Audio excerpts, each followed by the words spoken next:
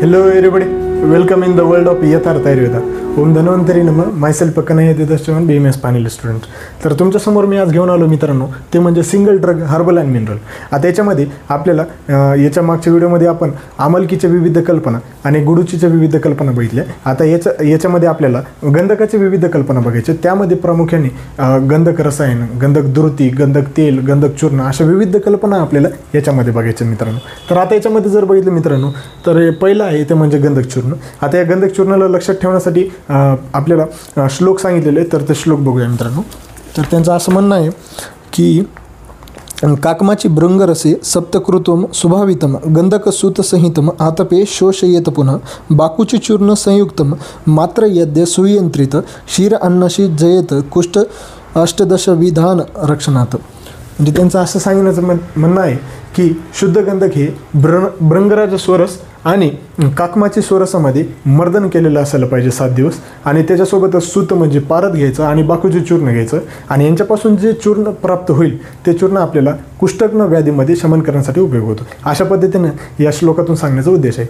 आता मित्रांनो, हे जे श्लोक आहेत ते ज्यांना पाठ होते तर त्यांनीच पाठ करायचं, आणि ज्यांना होत नाही त्यांना इज्जतीनं हे घटकद्रव्य लक्षात ठेवा. आता याच्यामध्ये जर घटकद्रव्य बघितलं मित्रांनो, तर 3च आहेत.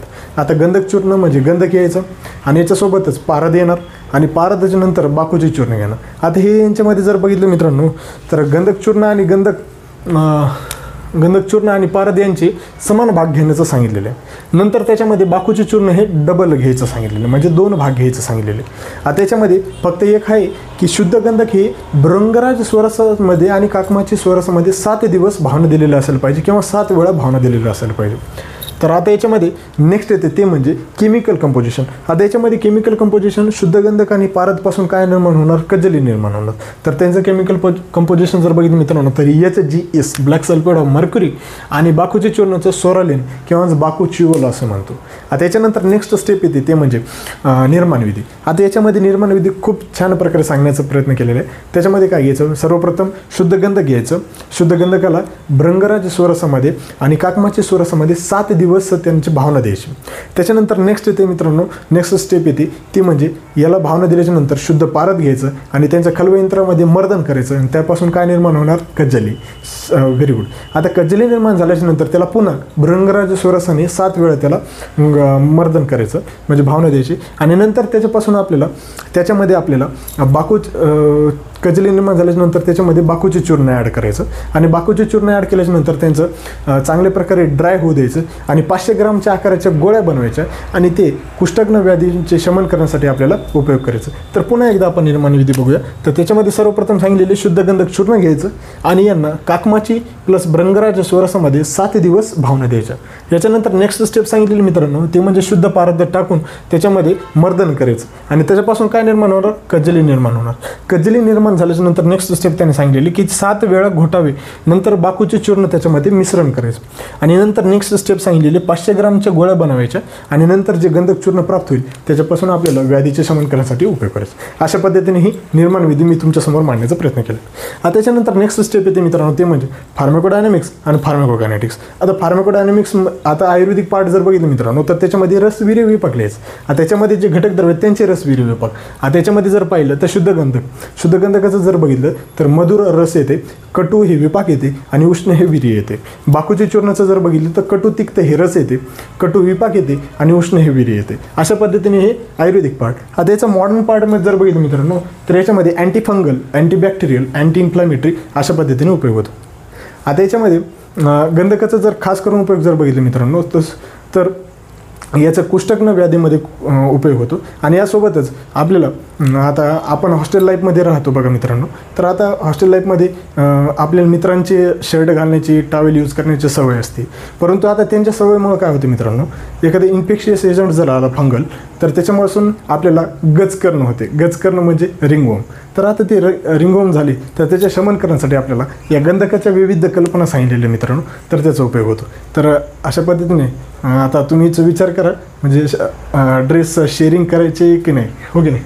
तर त्याच्यासमोर जर मी बघितलं मित्रांनो, फार्माकोकायनेटिक्स. आता फार्माकोकायनेटिक्समध्ये तुम्हाला माहिती आहे ADME, absorption through GIT, distribution through whole body via blood vessels, metabolism primary in liver, आणि एक्सक्रेशन थ्रू किडनी और स्किन, अशा पद्धतीने हे फार्माकोकायनेटिक्स होतं. आता त्याच्यानंतर नेक्स्ट येते ते म्हणजे मात्रा.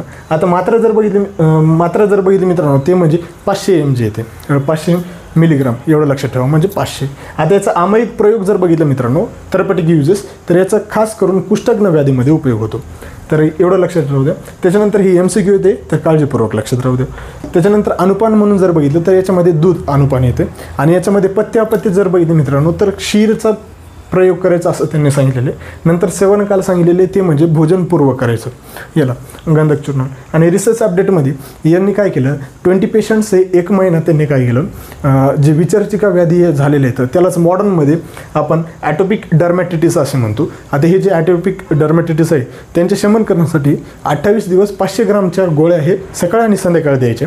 आणि नंतर त्यांच्या असं बघितलं झालं की 1 महिन्यानंतर त्यांचे व्याधीचे शमन झाले. तर अशा पद्धतीने त्यांनी रिसर्च अपडेट सांगण्याचा प्रयत्न केलेला. अशा पद्धतीने हे गंधक चूर्ण होतं मित्रांनो. आता त्याच्यासमोर आपण नेक्स्ट बघूया. आता त्याच्यासमोर आपल्याला गंधक द्रुती बघायची मित्रांनो. आता द्रुती म्हणजे ज्योत जसं जळली जाते तसेच आपल्याला याची गंधक द्रुती बघायची. आता याच्यासाठी श्लोक सांगण्याचा प्रयत्न केलेला आहे, तर ते श्लोक बघूया.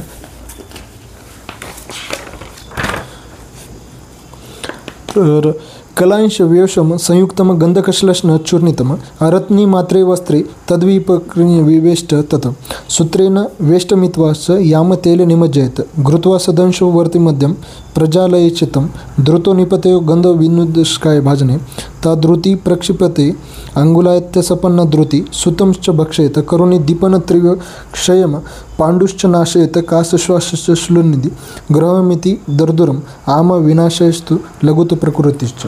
रसरत्न समुच्चयाने या श्लोक सांगण्याचा प्रयत्न केला. श्लोक खूप मोठा आहे. आता ज्यांना होते त्यांनीच करा, नाही तर त्यांनी घटक द्रव्य लक्षात ठेवा. आता श्लोकातून सांगण्याचा प्रयत्न असा केलेला आहे की शुद्ध गंधक घ्यायचं आपल्याला. शुद्ध गंधक हे त्याच्यासोबतच आपल्याला त्याच्यामध्ये त्रिकटू चूर्ण घ्यायचे. त्रिकटूमध्ये शुंठ, मरीच आणि पिंपळी घ्यायचे. त्याच्यानंतर त्यामध्ये आपल्याला तेल घ्यायचं आवश्यकतेनुसार आणि त्यांना वातीसारखं गुंडाळी करून नंतर त्याच्यामध्ये जे निर्माण होईल ते आपल्या तेलबिंदूद्वारे जे गंधक प्राप्त होईल त्याच्यासाठी आपल्याला हे दीपन, पाचन, श्वास, कासग्न, अग्निमांद्य, पांडुंग्र रोग व्याधीमध्ये शमन करण्यासाठी उपयोग होतो. अशा पद्धतीने या श्लोकातून सांगण्याचा प्रयत्न केलेला आहे. तर आता याच्यामध्ये घटकद्रव्य बघू मित्रांनो. तर याच्यामध्ये घटकद्रव्य आहे शुद्ध गंधक 1 भाग घ्यायचं आणि त्रिकटू 1 अरत्नी म्हणजे 16 भाग, 16 भाग म्हणजे 1/16 भाग घ्यायचं. त्याच्यानंतर तेल हे आवश्यकतानुसार घ्यायचं. अशा पद्धतीने हे घटकद्रव्य लक्षात राहू द्या मित्रांनो.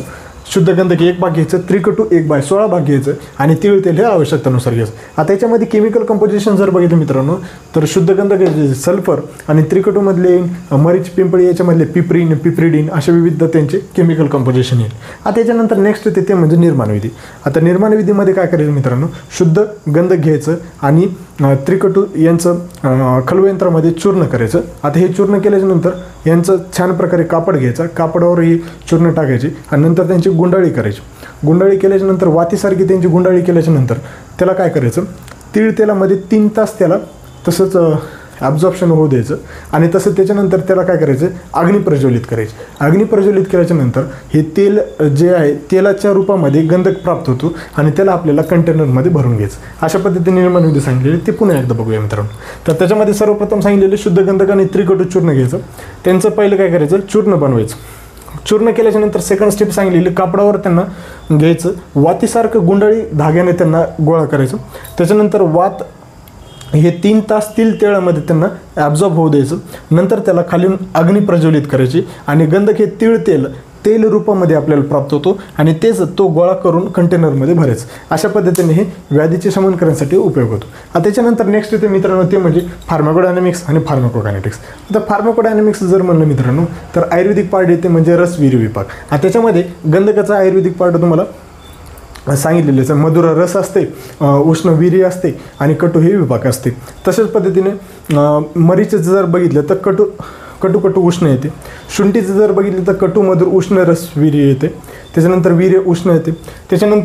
त्यानंतर पिपळीचा जर रसवीर्य विभाग जर बघितलं मित्रांनो तर कटू मधुर कटू मधुर उष्ण येते, तर मधुर हे विपाक येते आणि उष्णवीर येते. अशा पद्धतीने हे फार्माकोडायनॅमिक्स सांगितलेलं. आता याच्यामध्ये मॉडर्नच्या ॲस्पेक्टनं जर बघितलं मित्रांनो तर ते अँटीफंगल, अँटीबॅक्टेरियल आणि अँटी इन्फ्लॅमेटरी म्हणून उपयोग होतो. त्याच्यानंतर नेक्स्ट येते ते म्हणजे फार्माकोकायनेटिक्स. आता फार्माकोकायनेटिक्स जर बघितलं मित्रांनो तर ADME एवढं लक्षात ठेवायचं. ॲब्झॉर्प्शन थ्रू स्किन किंवा म्युकस मेम्ब्रेन होणार, कारण की हे ॲब्झॉर्ब होणार आणि जिथं व्याधी झाली तिथंच आपल्याला लावायचे. तर त्याच्यानंतर डिस्ट्रीब्युशन जर बघितलं तर थ्रू आउट बॉडी आहे की नाही, वाया ब्लड व्हेसल्स. मेटाबॉलिझम जर बघितलं तर प्रायमरीली इन लिव्हर राहणार आणि एक्सक्रेशन्स थ्रू किडनी किंवा स्किन राहणार. त्याच्यानंतर नेक्स्ट येते ते म्हणजे आमयिक प्रयोग, म्हणजे चिकित्सीय गुण, त्यालाच आपण थेरपॅटिक युजेस असं म्हणतो. तर याच्यामध्ये दीपन, पांडुग्न, अग्निमांद्य, अतिसार, कासग्न, श्वासग्न अशा विविध व्याधीमध्ये हा खास करून उपयोग होतो. याच्यानंतर याची मात्रा जर बघितली मित्रांनो तर याची मात्रा आपल्याला बिंदूमध्ये लक्षात ठेवायची. बिंदू किती बिंदू सर, तर याच्यामध्ये 3 बिंदू लक्षात ठेवायचे, 3 बिंदू तथा सूत, अशा पद्धतीने त्याची मात्रा सांगितली. याच्यामध्ये अनुपान जर बघितलं मित्रांनो तर याच्यामध्ये नागवल्ली पत्राचं अनुपान सांगितलेलं आहे आणि ते MCQ म्हणून येते. तर काळजीपूर्वक लक्षात राहू द्या, गंधक द्रुतमध्ये नागवल्ली पत्र यांचा अनुपान म्हणून दिला जातो. त्या पथ्यामध्ये जर बघितलं तर दूध, तांदूळ, मांस यांचे सेवन हे पथ्य आहे, परंतु लवण, आम्ल आणि शाक हे पदार्थ अपथ्य आहेत. सेवनकाल जर बघितलं मित्रांनो तर त्याच्यामध्ये सेवनकाल हे प्रातःकाल सांगितलेले प्रामुख्याने. आणि त्याच्यानंतर रिसर्च अपडेट याच्यामध्ये किटीब या व्याधीमध्ये 30 पेशंट्सवर याचे 1 महिना म्हणून आपण उपयोग केलं आणि त्याच्यामध्ये लेप लावण्याचा प्रयत्न केलं. तर किटीब व्याधीचे शमन करण्यासाठी याचा खास करून उपयोग होता. अशा पद्धतीने हे रिसर्च अपडेट सांगितलेले. इथपर्यंत समजलं का, हो की नाही? हे होतं मित्रांनो गंधक द्रुती. आता गंधक द्रुती या दोघांची मी नोट्समध्ये जशाच तसं तुम्हाला ॲज इट इज दिलेली आहे, तर ते एक आवश्यक बघून. मित्रांनो एक खास करून तुम्हाला एक सूचना सांगायची, ते म्हणजे मी माझ्या यूट्यूब चॅनलच्या प्लेलिस्ट तयार केलेली आहे बघा मित्रांनो. रसशास्त्र पेपर फर्स्टची वेगळी प्लेलिस्ट आहे, त्याच्यानंतर भेषज कल्पनेची प्लेलिस्ट वेगळी आहे आणि त्याच्यानंतर अगततंत्राची प्लेलिस्ट वेगळी आहे. तर काळजीपूर्वक ती प्लेलिस्टनुसारच बघत जा. त्याच्यामध्ये सिक्वेन्शियली मी टाकलेले आहेत व्हिडिओज. आता काही काही विद्यार्थी म्हणाले सर हे तुम्ही म्हणजे इकडून तिकडून येईल तर पद्धतीनं सांगितले, पण तसं नाही. तुम्ही एकदा नीट प्लेलिस्ट बघा मित्रांनो, ते प्लेलिस्टनुसारच तुम्ही हे करायचं. हे व्हिडिओ जर आवडला असेल तर नक्कीच लाईक करा, शेअर करा, सबस्क्राईब करा. Thank you very much.